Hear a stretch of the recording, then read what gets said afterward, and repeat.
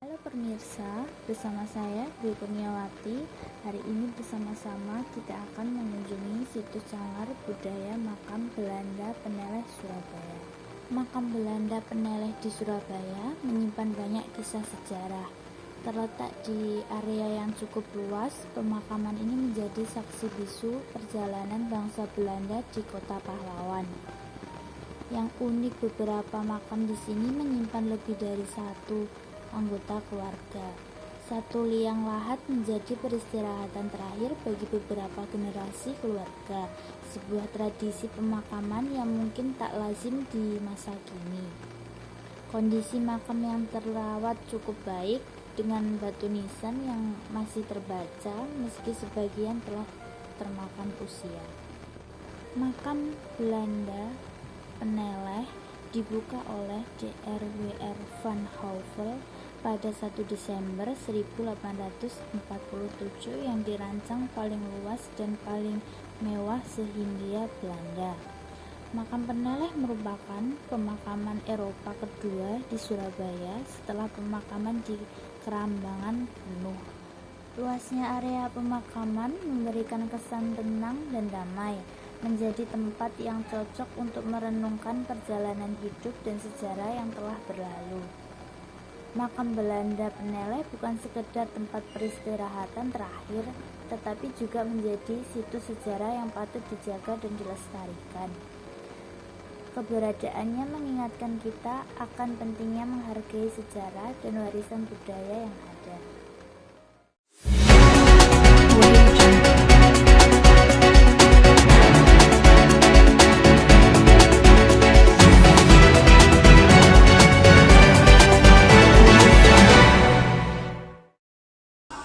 Halo, selamat sore pemirsa. Jadi, kita sekarang lagi berada di Negeri Komunikasi 2024 yang diselenggarakan di Surabaya Square Town. Jadi, kita baru ada di acara pembukaan nih.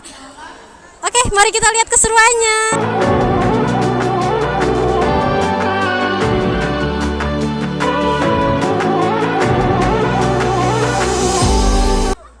Oke pemirsa, jadi sekarang aku lagi bersama salah satu penonton di Negeri Komunikasi ini. Boleh tahu siapa namanya, Kak? Erwin. Oke, Kak Erwin, aku mau nanya nih, untuk event Nekom kedepannya Kakak bersedia lagi nggak untuk mengikuti ini? Tertarik lagi nggak, Kak? Yang pasti bersedia ya pasti ya. Apalagi kita kan anak Ilkom juga ingin harapan sih acaranya lebih bagus lagi dari ini. Lebih meriah lagi. Mungkin bisa undang penyanyi-penyanyi asli Surabaya, mungkin ya bisa agak meriah lagi dari. Ya itu saja dari saya. Nggak mau ngundang penyanyi kayak Agnes Mo gitu, Kak? Oh nggak mungkin loh, ini kan udah go internasional. Tapi ya dari bisa sih mungkin, tapi perlahan dulu dari awal dulu. Lokal dulu lah.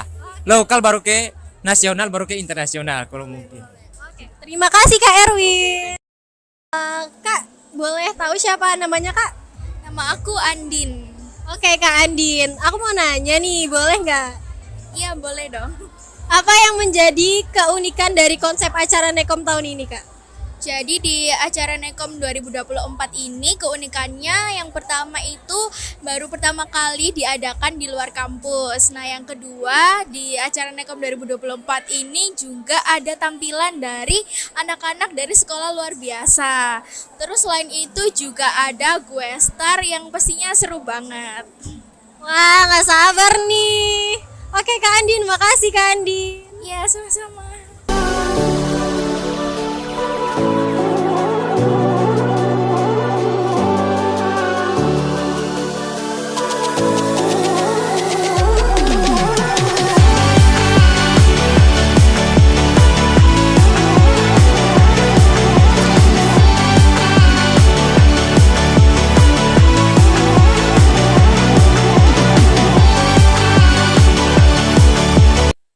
Baik pemirsa, akhirnya kita sudah berada di penghujung acara Negeri Komunikasi tahun 2024 kali ini. Oke, terima kasih untuk yang telah mengikuti, yang telah menonton berita kami dari awal sampai akhir. Semoga kita bertemu lagi di Negeri Komunikasi selanjutnya.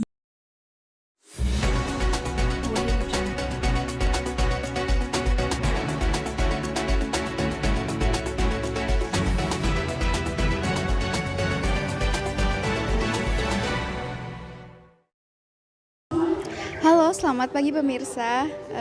Terpantau suasana di TPS 08 Surabaya, Nginden pada tanggal 27 November tahun 2024.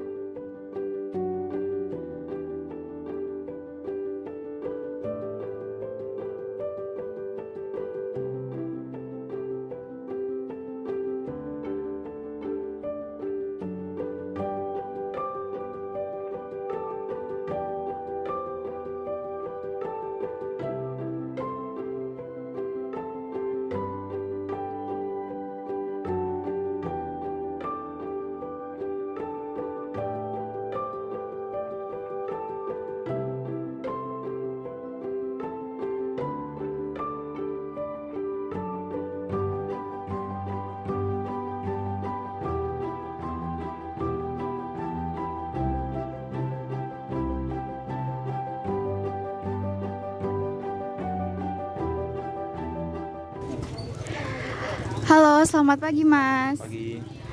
Kalau boleh tahu namanya siapa? Farel. Aku mau tanya nih, kepertimbangannya Mas itu nyoblos paslon ya Mas pilih itu dari segi apanya kalau boleh tahu? Kalau saya sih pertama dari segi visi misinya ya. Visi misi yang relevan dengan keadaan kota dan juga provinsi saat ini. Baik, terima kasih. Halo, selamat pagi Kak. Kalau boleh tahu namanya siapa? Sela, Kak Sela udah pakai hak suaranya untuk nyoblos hari ini? udah. Oke, aku mau tanya-tanya nih Kak. Kalau boleh tahu pertimbangannya Kakak nyoblos paslon yang Kakak pilih sekarang itu dari segi apanya? Cara kerjanya kayak gimana?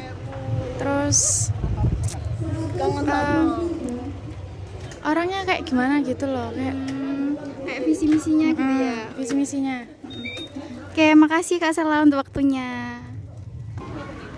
Halo, selamat pagi Mas. Pagi. Kalau boleh tahu namanya siapa? Nama saya panggilannya Rafael. Masnya sudah pakai hak suara untuk menyoblos hari ini? Sudah. Oke. Aku boleh tanya-tanyakan ya Mas ya? Boleh. Jadi pertimbangannya Mas untuk nyoblos paslon yang Mas pilih itu dari segi apanya kalau boleh tahu? Kalau saya lihat itu dari segi kontribusinya untuk kota kita sebelumnya, Mbak. Jadi saya lihat itu bagaimana sih beliau itu memimpin kota ini untuk supaya kotanya menjadi lebih baik. Baik, terima kasih untuk waktunya Mas ya. Iya, sama-sama. Halo, selamat siang Mas. Selamat siang. Kalau boleh tahu namanya siapa? Ya, nama saya Alif Syafa Arya Kusuma.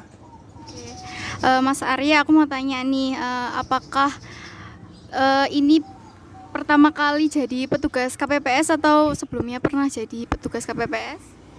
Ya, sebelumnya itu saya pernah menjadi tugas KPPS, tapi waktu pemilu 2024. Selain itu gimana? Apa aja sih kriteria jadi petugas KPPS itu? Syarat utama itu harusnya WNI, terus memiliki KTP berusia 17 tahun. Ya, waktu di puskesmas itu dites gula darah, kolesterol, dan asam urat. Dan itu harus lolos juga itu. Ada batas ambangnya juga. Udah. Baik Mas Arya, terima kasih atas waktunya. Ya, sama-sama.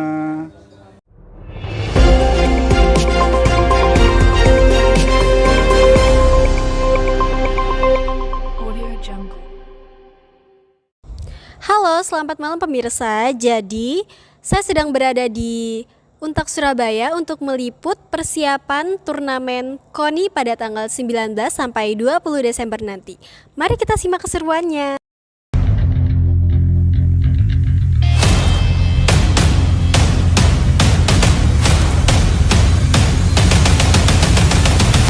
Halo, selamat malam Pak. Selamat malam. Ya. Boleh tahu Bapaknya dengan nama siapa? Saya Sandi. Nama saya Sandi. Oke, Pak Sandi sebagai pelatih ya di sini ya Pak? Ya, betul. Saya pelatih di Untak sejak tahun 90-an lah. Itu. Wow, sudah cukup lama ya. Baik. saya mau nanya nih Pak, materi apa yang Bapak berikan kepada anak-anak yang ikut jujitsu di sini Pak? Sebetulnya untuk jujitsu, untuk materi, ini materi pertandingan ya Mbak ya. Iya. Untuk materi pertandingan kita persiapkan yang pertama mental dulu. Mental kita persiapkan. Yang kedua fisik. Yang ketiga baru kita masuk ke teknik. Oke, kali ini kita bersama salah 2 anggota dari UKM Jiu-Jitsu nih. Mbaknya boleh tahu siapa namanya Mbak? Aku Itzel. Itza. Itzel. Itzel. Aku Adel. Adel. Oke, Mbak Itzel sama Mbak Adel, aku mau nanya nih. Persiapannya untuk mengikuti pertandingan ini apa sudah matang? Menurut kami sudah sih. Oke, kalau gitu persiapan apa aja nih yang udah kalian lakuin selain latihan rutin setiap minggunya? Ya, kita juga sudah persiapan untuk latihan fisik, stamina juga sudah banyak yang kita siapin, pelajari. Sebelumnya di latihan juga, jadi tinggal dilatih aja atau diasah aja di rumah. Oke. Halo Bu, selamat malam. Boleh tahu Ibu siapa namanya? Nama saya Halimatus. Oke, Ibu Halimatus. Jadi kan kita sekarang lagi ada di pertandingan jujitsu nih Bu. Saya mau nanya, alasan Ibu untuk anaknya dibolehin ikut pertandingan ini apa Bu? Ya, ini sih kita TC ya, TC persiapan untuk pertandingan Piala KONI yang mau diadakan Kamis besok. Saya izinkan kenapa? Karena ini merupakan hal positif. Positif satu, kedua adalah untuk mengasah mental. Ya, jadi dari kalah menang itu kita bisa melatih mental. Karena tidak semua yang kalah itu juga mentalnya kuat. Jadi dengan kita sering ikut pertandingan seperti ini diharapkan mempunyai mental dan semangat yang kuat. Oke pemirsa, sampai sini liputan kami hari ini mengenai persiapan KONI yang akan diselenggarakan pada tanggal 19 sampai 20 Desember nanti. Terima kasih dan sampai jumpa. Halo pemirsa sekalian, kali ini saya akan menjelaskan tentang keragaman satwa dan seisi kebun binatang Surabaya. Untuk tiket masuk kebun binatang Surabaya adalah seharga 15.000 untuk per orangnya. Di kebun binatang ini memiliki beragam jenis satwa dari berbagai penjuru dunia. Mulai dari unggas, unta, jerapah, hingga reptil dan juga ikan. Kalian bisa melihat langsung habitat buatan yang menyerupai habitat asli satwa-satwa tersebut di sini. Kebun binatang sering mengadakan pertunjukan satwa yang menarik, seperti pertunjukan lumba-lumba, singa laut, ataupun juga burung. Pertunjukan ini biasanya menampilkan kemampuan skill unik satwa dan memberikan edukasi tentang kehidupan mereka. Selain melihat satwa, pengunjung juga bisa belajar banyak tentang konservasi melalui berbagai wahana edukasi yang tersedia. Ada perpustakaan satwa, taman tematik, dan pusat informasi yang menyediakan berbagai informasi menarik tentang dunia satwa.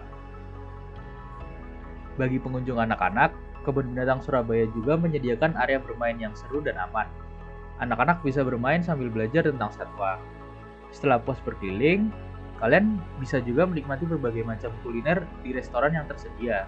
Selain itu, kalian juga bisa membeli oleh-oleh khas Surabaya di toko souvenir. Kebun Binatang Surabaya adalah destinasi wisata yang menarik bagi semua kalangan. Dengan koleksi satwa yang lengkap, wahana edukasi yang seru, dan suasana yang menyenangkan. Kebun Binatang Surabaya akan memberikan pengalaman yang tak terlupakan. Jadi, tunggu apa lagi? Yuk, ajak keluarga kalian dan teman-teman untuk berkunjung ke Kebun Binatang Surabaya.